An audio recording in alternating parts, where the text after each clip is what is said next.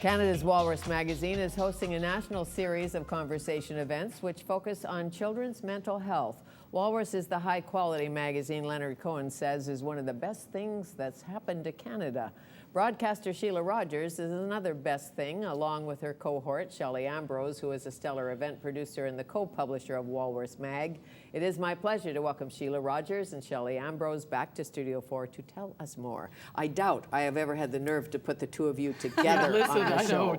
We promise to behave. You've got serious stones. I was thinking, because off-air, you're best pals. That is correct. Well, even on air, too. Yes, that's true. Yeah, but we haven't done this together, No, we haven't. We've done Really? radio together. Yeah, we have. So this is a first. This is a first. May I remind you, it's a live show. Yeah, so we'll promise not to. Oh, no, sorry. Okay, try to settle down. Yes. Well, I know that you're royal wedding fans. Yes, we are. We are having afternoon tea at the Hotel Vancouver. We have face masks. Kate Middleton, Prince William. Oh, thank you. No, I'd like to be Kate for once. We have a little solar queen that waves. We have the tea bags of all the royal family, little like tea bags, like little puppets.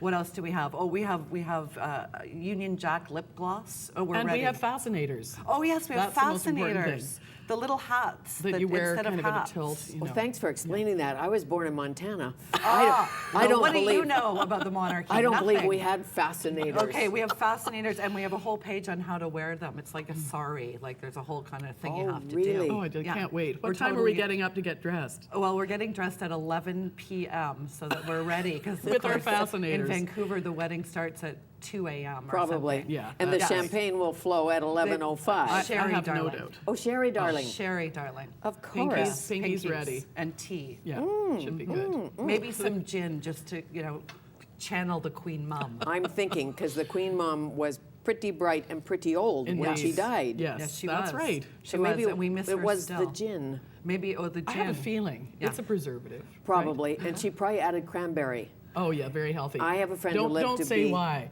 No, I know why, though. The urinary tract. Okay, Jeff. thank you. I said don't say why. I don't but- think the Queen Mum had one of those. I A have urinary tract. Oh, She's you the don't. queen. Now we're out of control. So let's talk about serious issues. What was in the purse? Okay. Walrus Magazine. You're certainly an ambassador for Walrus Magazine. I believe in the Walrus. It's a great Canadian project, really and truly. I can't believe the endorsements for Walrus Magazine. Yes. I was looking through the list, and Frank McKenna said something like, what is a country without conversation and stories to tell and without Walrus Magazine? Michael Ignatieff, we can't talk politics. Leonard Cohen. We can talk Leonard great Cohen. writers. Yes. Well, and Yes, that's right. you'll see that we say the walrus has no wings. So, our board of directors, all of those testimonials, they come from every political stripe. Exactly. Which, during an election is, the walrus doesn't have a view. Our reason for being is to actually create conversation and debate on the matters vital to Canadians. So the walrus itself does not put a view out there like a lot of newspapers, what the Sure. view is. And we are not that. We are a forum for other people's views. Well, as you know, the United States has always had Harper's and other Atlantic intellectual and so mags, on. Yeah, Atlantic yeah, Monthly, all of that. And finally, Finally. Saturday night went away. Yes. So finally we have a walrus. Well, Yes, that's that is our category, the Atlantic, the Economist, Harper's, and the New Yorker. And what we say about that, you should read those magazines because they're excellent publications. But when you read them, you're a spectator if you're Canadian because they don't talk about us and they don't see the world from our view. And that's not a monolithic view, of course. We have many views. But we say you're a spectator when you read those magazines, and when you read The Walrus, you're in the game. And during the hockey season, that's a pretty good little Canadian metaphor. And I think so. yes. In the game, I haven't seen stories on hockey, but I bet they're in here. But the Canadian writers you get to write for this magazine are stellar writers. That's the true.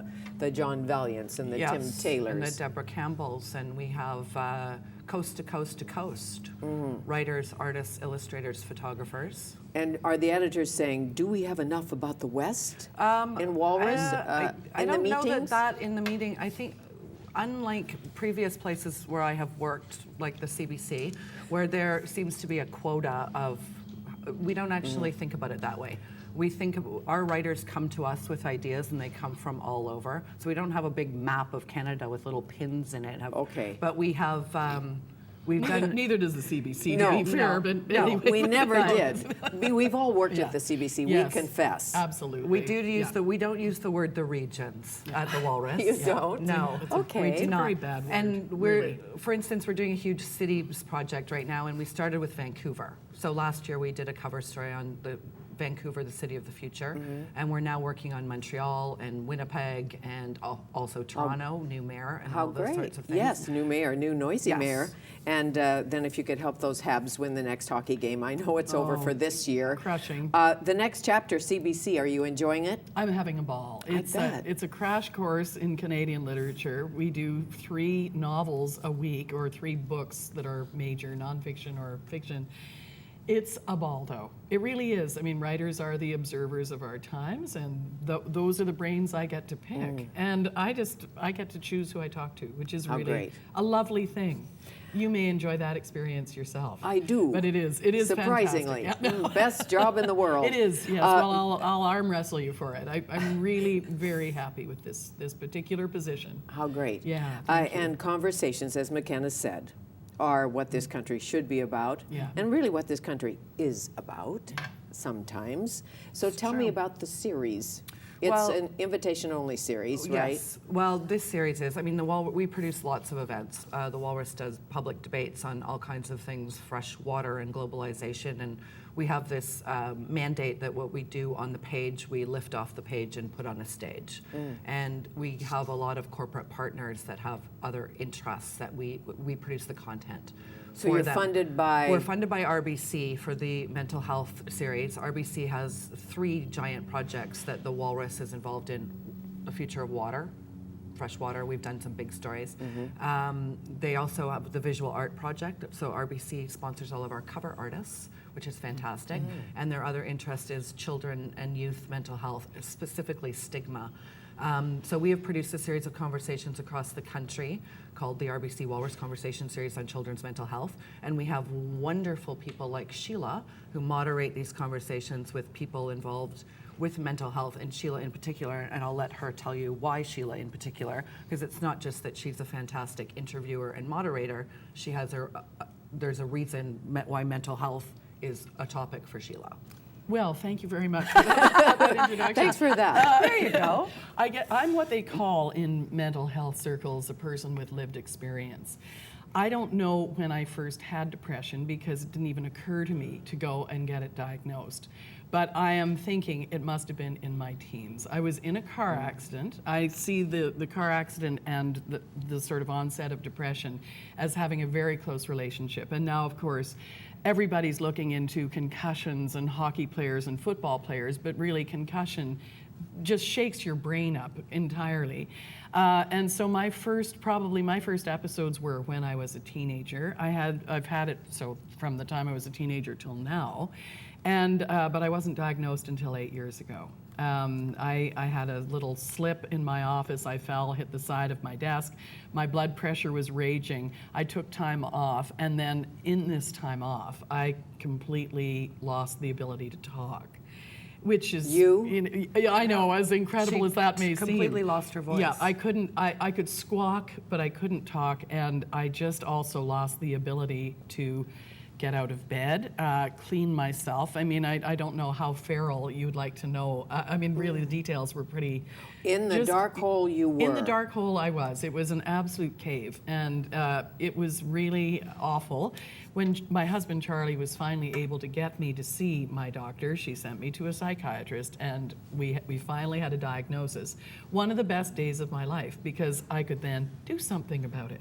But for years I went completely not knowing why. I would go into these 3-week periods or 4 weeks or longer of just total slumps and phoning into work saying I have pink eye, I have the flu, I have strep throat. I had all the excuses, all of the things people didn't want to be around I could come up with, when in fact it was something else, but I didn't know what it was. And So that, of course, speaks to the stigma problem. well, oh yeah, Yes. You're allowed to have pink eye or the flu. Yeah, You're not exactly. allowed to be depressed. right. There's No, that. it's just another Yeah. lousy disease, really. Well, it is. That But is. it's true if you say to your boss, Yeah.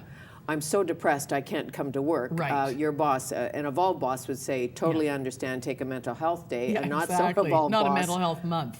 No. Yeah. No. And you need a month Yeah, sometimes. that's Sometimes right. you need 2. Yes, exactly. Sometimes Did you 4. have bouts before this that Yes, were I that did. serious? Yes, I did, and I didn't know what they were. It was very, very difficult to deal with. I just could not get out of bed. I was pinned, lethargic, not sad, because really, Fanny, the energy to be sad would have been too much of an investment. It was just a total flat line. Suicidal?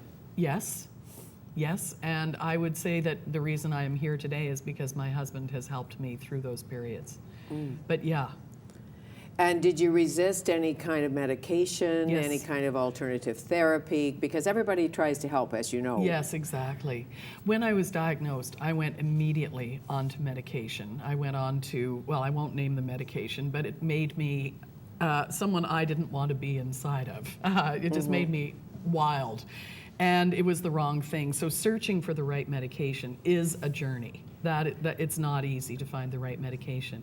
But I finally did. And I've also just tried to do smart things like get 8 hours of sleep a night, eat much more sensibly than I was doing, drink a lot less, because alcohol's a depressant. It's like pouring gasoline on a big fire. So there are things that you can do. I mean, you know, depression it's not one of the major sort of mental illnesses like schizophrenia, but there are things you can do to help yourself. And I'm not saying it's minor either.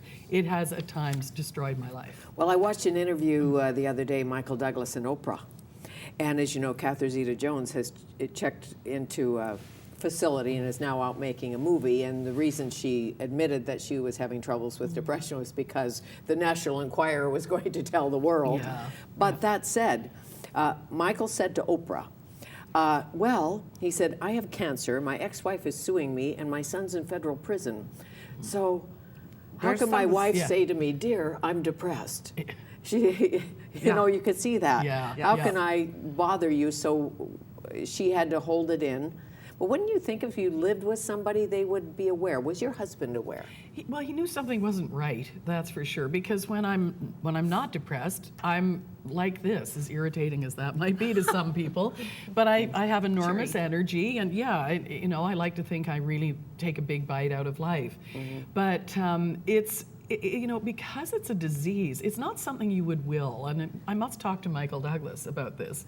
It's inside you, and it's biochemical, and no one wishes depression on Exactly, but the oneself. point is to put a label on it is the wrong thing. Put a label on it is the wrong thing, and the stigma Yeah. question. There are 2 horrible things that happen. One is you don't want to say it out loud because you get that sticker on your head, and then people actually avoid you. Yeah.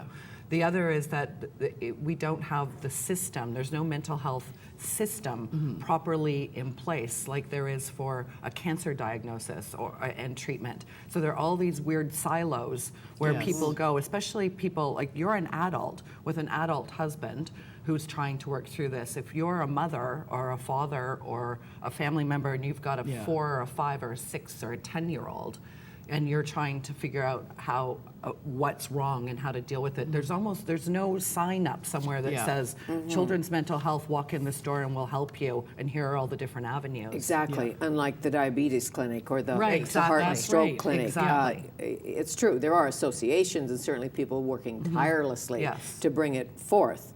But you're right, if you have it, it's a really difficult thing to admit and to Well, get help. And as a kid, you don't have the language, Exactly, and Yes. maybe some of the teachers don't have, well, you know how difficult that could be. We'll take Yeah. a break and talk about Okay. that when we return. Yes.